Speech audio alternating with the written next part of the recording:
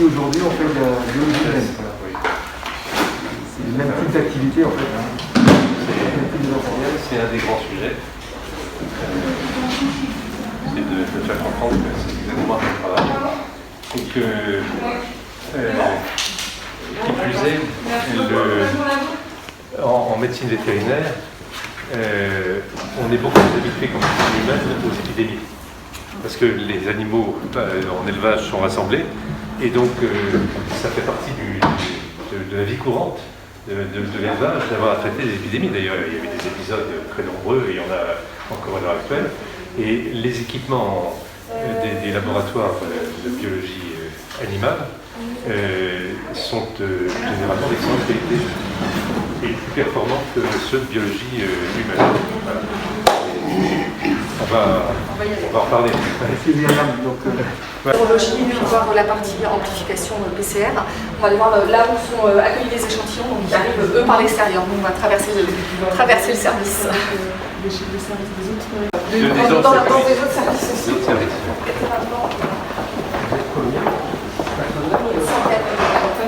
On va passer par l'extérieur pour voir donc on a réhabilité en fait des locaux qui servent normalement à faire des autopsies d'oiseaux dans le cadre des épidémies d'influenza aviaire. On va passer par les labos de médical puisqu'on sont dans le local par un caisson. Et puis on a une phase de tri.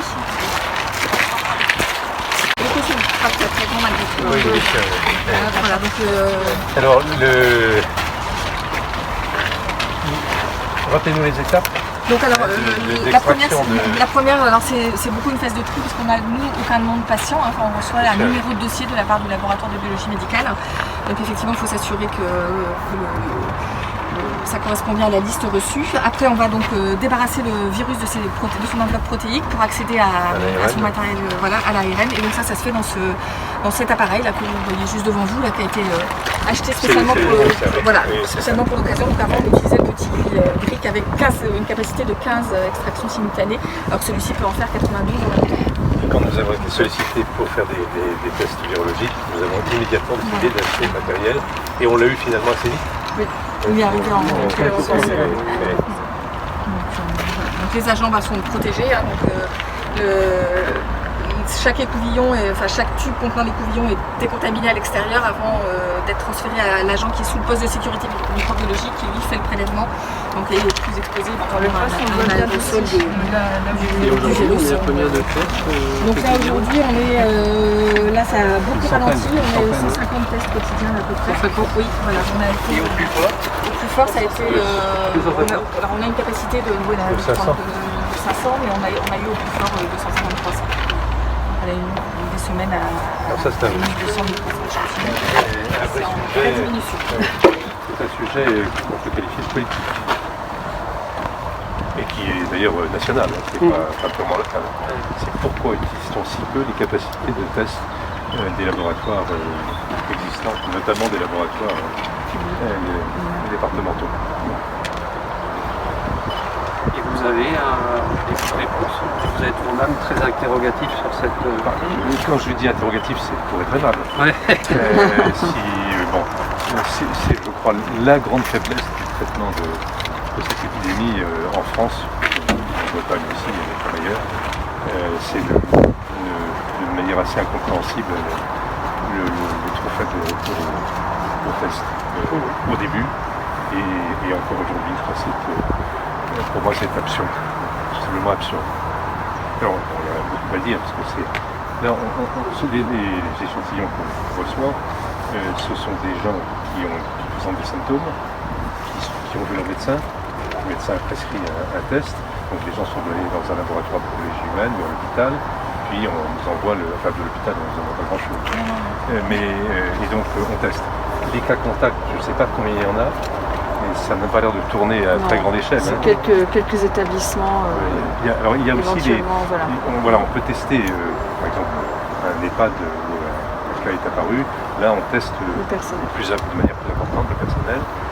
Mais à part ça, il n'y a pas de politique de test pour essayer de suivre l'évolution de l'épidémie et pour isoler les gens qui sont malades, qui sont porteurs du virus. Parce que même si aujourd'hui le virus a quasiment disparu dans le département, avec les chiffres qu'on a ici, on voit très bien, il y a une chute très régulière. Bon, toute personne malade, en tout cas contaminée, qu'elle soit symptomatique ou non, peut contaminer. Et donc, une utilisation plus massive des tests permettrait d'éviter qu'un certain nombre de gens tombent malades, parce que même si c'est devenu extrêmement rare, on tombe encore malade. La capacité à utiliser des réactifs différents. Voilà, parce que au tout début des tests, il y avait pénurie de réactifs, international d'ailleurs. Et nous avons un système qu'on appelle ouvert, donc on peut utiliser différents réactifs. Voilà, effectivement, nous, on peut travailler sur n'importe quel type de réactif. Alors qu'à l'hôpital de Vannes, ils sont en système fermé, donc ils sont tributaires d'un seul type de réactif. Donc ça a beaucoup limité leur capacité. Mais c'est souvent le cas des laboratoires médicaux, oui, effectivement. Quand Vannes n'arrive pas à faire face, quand le CHBA n'arrive pas à faire face, les tests sont envoyés à Quimper, hein, c'est bien ça? Oui. Il va faire envoyer à Quimper. C'est vrai que c'est plus simple. Ouais, beaucoup plus simple. Et Lorient est équipé pour une chose, plus de 100. Lorient est plus équipé, mais Vannes n'envoie pas à Lorient. Il envoie à Quimper. Et quant à Pontivy, qui normalement aurait dû envoyer ses clients ici, Pontivy n'a pratiquement rien envoyé. Non, ils ont travaillé une semaine avec nous sur injonction de l'Agence régionale de santé. Et puis maintenant, l'Agence régionale leur a demandé de renvoyer ça sur une plateforme nationale qui a été mise en place. Et même l'hôpital de Vannes n'amène pas ici. Non. Il y a, en cas de crise, moi j'ai toujours observé que les gens qui étaient bons se révélaient très bons dans la gestion de la crise. Les gens qui étaient mauvais se révélaient très mauvais en période de crise. Et donc, pour être très direct, l'ARS est en temps normal une bureaucratie qui est de manière agaçante, inefficace. En période de crise, l'ARS est une bureaucratie de manière exaspérante, inefficace. Rien à ajouter. Une couche de plus pour l'ARS. C'est invraisemblable. Sur le plan national, il a fallu 3 semaines pour que on se décide à prendre un décret qui autorise les laboratoires départementaux à intervenir. 3 semaines. 3 semaines pendant lesquelles le ministère de la Santé a bloqué, parce que les laboratoires départementaux sont contrôlés, sont sous la tutelle du ministère de l'Agriculture. Bon. Ils font exactement les mêmes analyses, ils ont les mêmes matériels, généralement d'ailleurs plutôt meilleurs. Accrédité par le COFRAC de la même façon. C'est accrédité par le même organisme, et donc 3 semaines. Et entre le décret qui est paru, vous me corrigez si je me trompe, le 3 avril, 5 avril, il a fallu 15 jours pour qu'ici on fasse appel à nous à peu près. 15 jours. Bon, en période de crise, en période d'épidémie. Nous, on avait les échantillons, 10 jours après, on était occupés. Enfin, on était combien de temps d'armes au pied? Une dizaine de jours au moins. Oui, à peu près. Oui, c'est vrai. Voilà. Et dans un pays qui a eu recours aux tests de manière extrêmement tardive, par rapport notamment à l'Allemagne qui a pratiqué beaucoup plus de tests avec les résultats qu'on connaît. Donc il y a là une véritable absurdité nationale et locale. Alors il faut aussi préciser que chez nous, tout le monde s'est mobilisé immédiatement. Alors on avait autre chose à faire. Oui. Il y avait du travail, il y avait un plan de charge. Donc tout le monde s'est mobilisé. On travaille 6 jours sur 7. Donc on a acheté du matériel. On a acheté. Combien en investissement matériel que vous avez L'extracteur qu'on a vu, c'était 30 000 € pour faire ça. Il faut acheter des réactifs. Et puis il faut acheter des réactifs. Oui. Donc on n'a pas regardé la dépense. Parce que ça nous paraissait normal, dans une situation comme celle-là, de tout faire pour être à la hauteur de ce qu'on pensait devoir apporter. Bon, mais... On vient vraiment de l'ARN, et puis après, donc là, on n'est plus du tout dans les locaux confinés, puisque l'ARN tout seul n'est pas dangereux en soi, et donc on va faire une amplification de cet ARN, donc on cible 2 gènes du virus, et puis là, on va passer ça donc, sur des machines qui s'appellent les thermocycleurs, qui permettent d'identifier de façon cyclique donc, le matériel génétique. Donc, ça s'appelle une réaction de polymérisation en chaîne, PCR. Dans ce genre de petit puits que fait la réaction en fait, après dans des tout petits volumes qu'on place donc dans ces thermocycleurs. Donc il y a une phase de chauffage qui permet de séparer les deux brins d'ARN et puis donc de copier les gènes qui nous intéressent.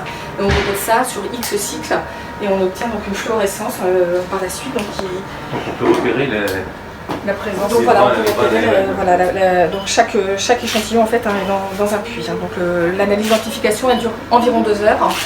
Donc voilà, on peut traiter donc 90 échantillons, il y a des témoins de réaction dans chaque plaque. Mais donc voilà, avec un cycle de 2 heures, on peut traiter 90 échantillons, donc ça vous donne la capacité à peu près de traitement. Donc là, à l'heure actuelle, on fait entre 2 et 3 plaques par jour. Oui.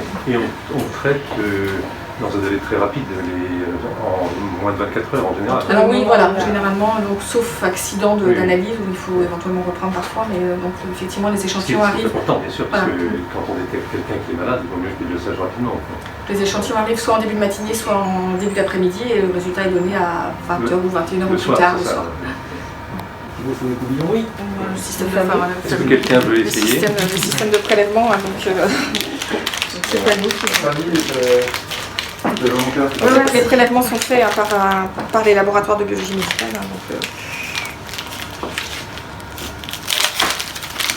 Donc vous l'avez tous vu à la télévision, c'est un petit système d'écouvillonnage soit du fond du nez, soit du fond de la gorge.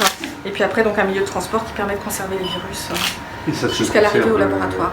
Alors ça se conserve à 4 degrés, 24 à 48 heures, et après il faut congeler si on veut. Oui, c'est ça.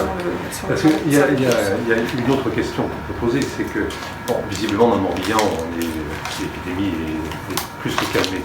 Et il y a d'autres régions en France où ce n'est pas le cas. En tout cas, c'est moins le cas. Puisqu'il y a eu cette fameuse différenciation entre les zones rouges et vertes, puis les zones orange et vertes. On pourrait très bien traiter des échantillons venant d'autres régions. Il n'y a aucun inconvénient à ça.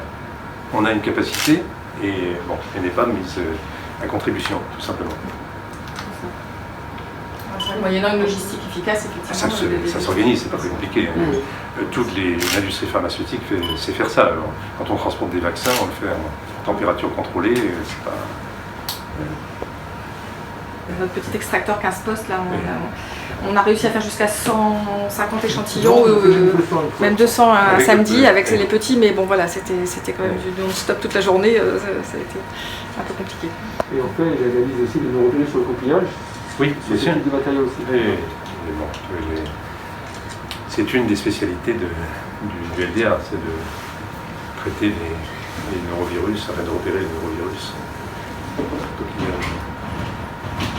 On va expliquer à côté ce qui se passe en parallèle. Voilà. Un système qui nous permet de prélever de façon automatisée donc un grand nombre de sérums. Voilà. Quand je disais que la médecine de troupeau c'est un truc de vétérinaire, c'est vrai que nous on reçoit beaucoup d'échantillons en même temps et effectivement on traite souvent par cheptel entier, donc des centaines de tubes. Donc avec des systèmes d'automatisation qui sont plus ou moins développés. Donc ça c'est pour l'autre type d'analyse, l'analyse du sang pour vérifier si on a des anticorps en fait qui ont été provoqués en fait par une contamination. Ça c'est l'analyse sérologique. Donc l'analyse virologique, est-ce que la personne est contaminée ou non? Est-ce qu'elle est porteuse du virus? L'analyse sérologique, est-ce qu'elle a été en présence du virus? Donc si oui, elle a développé des anticorps qu'on repère. Sinon, il n'y a pas d'anticorps, donc elle n'a pas rencontré le virus. Donc c'est deux... Ça répond à deux questions différentes. Mais même si ça se rejoint évidemment dans l'analyse.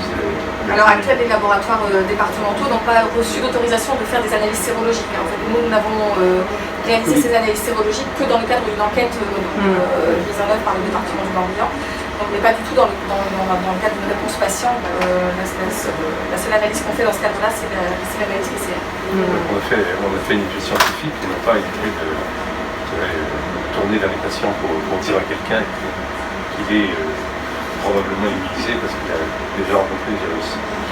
Mais néanmoins, les résultats sont plus qu'intéressants puisque notre étude a établi qu'entre 5 et 10% de la population morbihannaise alors c'est pas entre 5 et 10% parce qu'il y a plusieurs types d'anticorps et donc qui a été en contact avec le virus et qui a développé des anticorps. Donc par rapport au nombre de cas repérés, c'est infiniment supérieur. Le nombre de malades recensés est beaucoup plus faible que ces 5 ou 10% de la population montmianaise qui présente des anticorps. Ce qui veut dire d'ailleurs que si on avait davantage testé avec des tests virologiques, on aurait repéré des gens asymptomatiques qui ont probablement été contaminants. Et il y en avait beaucoup. Parce que entre 5 et 10% de la population, c'est considérable. Et pour la propagation de l'épidémie, c'est énorme. Si vous avez 5% de la population qui est porteuse de la maladie, par des contacts, par brassage de la population, ça veut dire que quasiment tout le monde est menacé. Bon. Et donc, moi ce que je pense, c'est que le sujet, d'un point de vue de santé publique et d'un point de vue scientifique, a été très mal traité en France. Très mal traité. Parce que des études comme celles qu'on a conduites, on n'a pratiquement pas eu en France. Pratiquement pas eu. Or, l'intérêt est considérable pour savoir si, pour suivre l'épidémie, et donc pour combattre un phénomène, de façon générale, il faut le cerner. Et là, on n'a pas cherché à cerner le phénomène. On a fait comme si on a compté les gens qui entraient à l'hôpital, qui en sortaient, malheureusement pour pas mal d'entre eux dans de mauvaises conditions, mais on n'a pas eu une démarche systématique de suivi, d'analyse de l'expansion de l'épidémie, de sa courbe, et ça dès le départ. Aujourd'hui encore, moi je suis persuadé qu'il serait intelligent de suivre non pas uniquement des gens qui présentent des symptômes, mais d'avoir des échantillons dans la population pour voir où en est l'épidémie. Parce que là, on ne teste que des gens qui sont tout à fait atypiques, parce qu'ils ont des symptômes. Il serait intéressant de savoir, par exemple, comment dans les établissements scolaires le virus s'est comporté. Les pédiatres disent que les enfants sont peu contaminés et peu contaminants. Ça mériterait d'être approché par des analyses comme celle-là, qui n'ont pas été conduites, nulle part. Moi, je suis de très près tout ce qui travaille sur le sujet, ça n'a pas été fait. Et donc, pour moi, c'est une lacune considérable.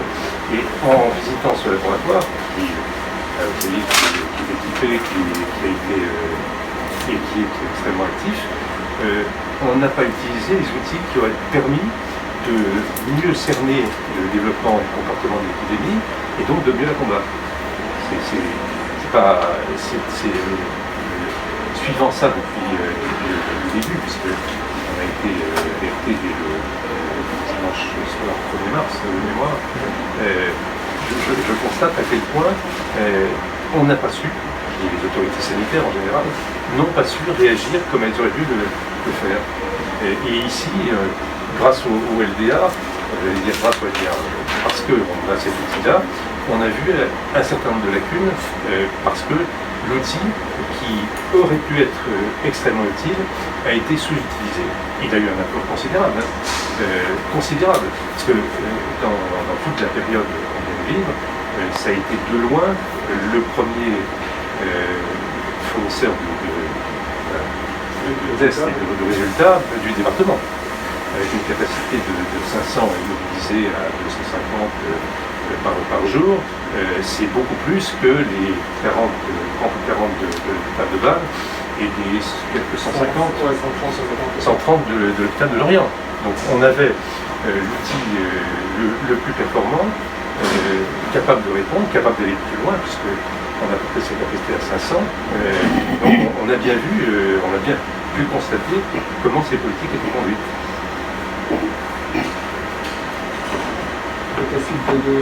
Des explications. Donc là, du coup, on travaille sur, que ce soit pour du bovin, on travaille sur la fraction liquide du sang, donc le sérum, on laisse les cellules blanches et rouges au fond.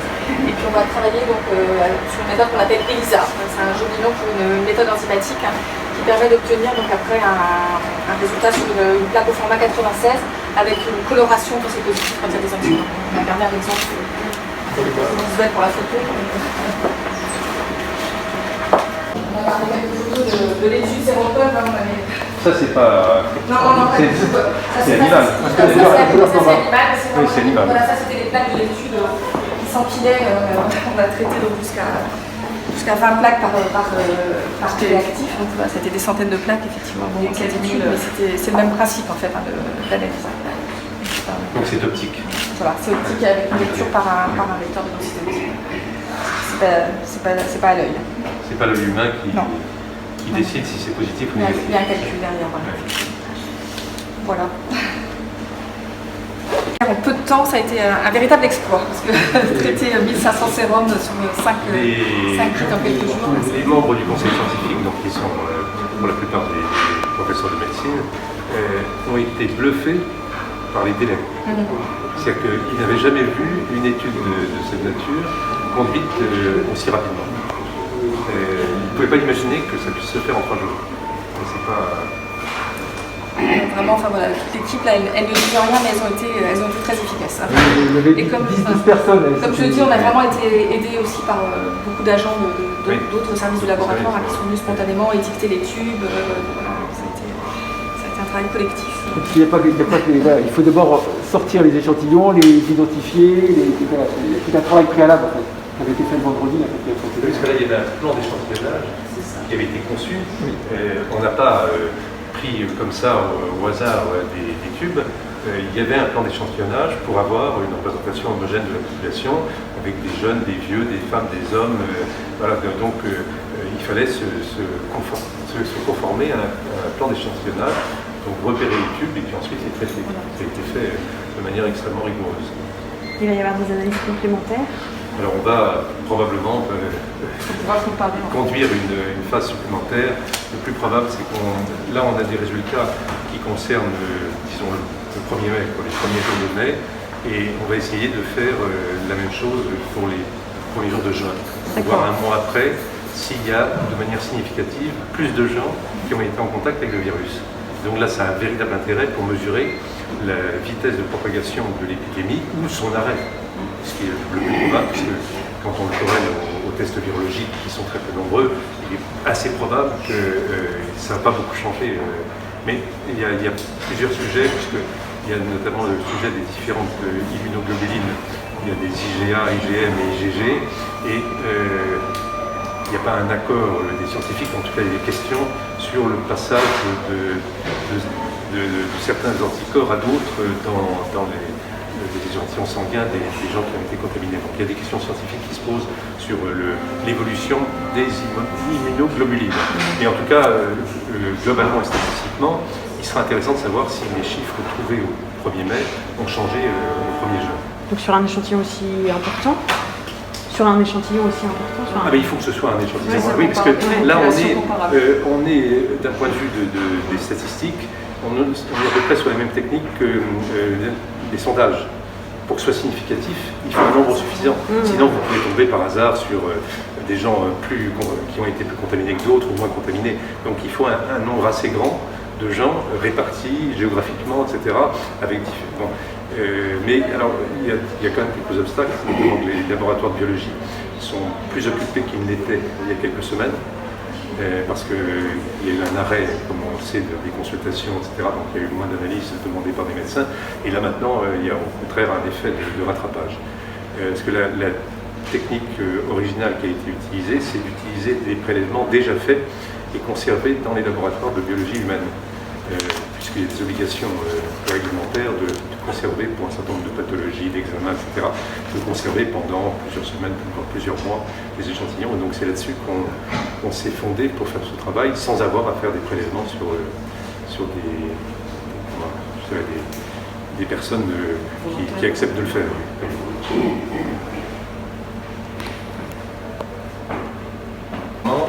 Et on a adopté une démarche de rapprochement avec d'autres laboratoires dans un groupement qui s'appelle de Alice, qui est surtout dans la région Pays de Loire et Centre, et avec une spécialisation qui va être progressive des différentes équipes pour qu'on ait des unités très performantes, chacune dans leur domaine, dans les différents laboratoires qui sont groupés au sein de l'Invalis.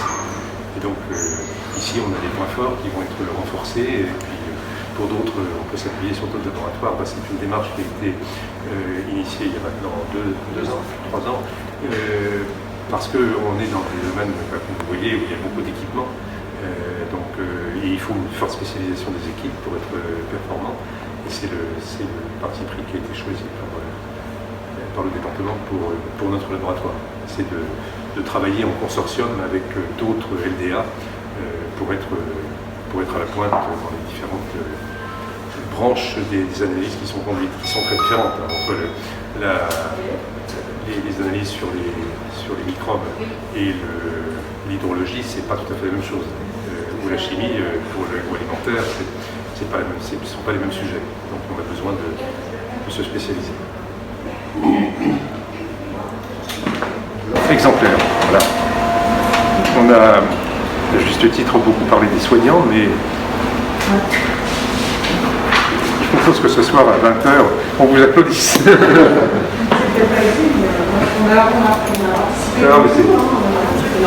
Non, puis en même temps, c'est passionnant de suivre ça. Oui. Et puis on s'est senti concerné par le sujet. Au moins, on était utile. Oui. Alors, je suis persuadé qu'on aurait multiplié les études comme celles qu'on a conduites, on aurait une bien meilleure appréciation de l'évolution de l'épidémie. Alors, un point quand même à souligner, vous avez pensé que je demande vraiment, mais quand on avait décidé de faire cette étude, j'avais averti le préfet, qui a tout de suite été très intéressé, puis cette directrice de cabinet a été en contact permanent avec nous. J'avais immédiatement mis un mail au directeur général de l'ARS, que visiblement ça n'a pas intéressé. On n'a eu aucune demande d'aucune sorte non plus. Non. Rien. C'est un non-sujet pour l'ARS. Un non-sujet.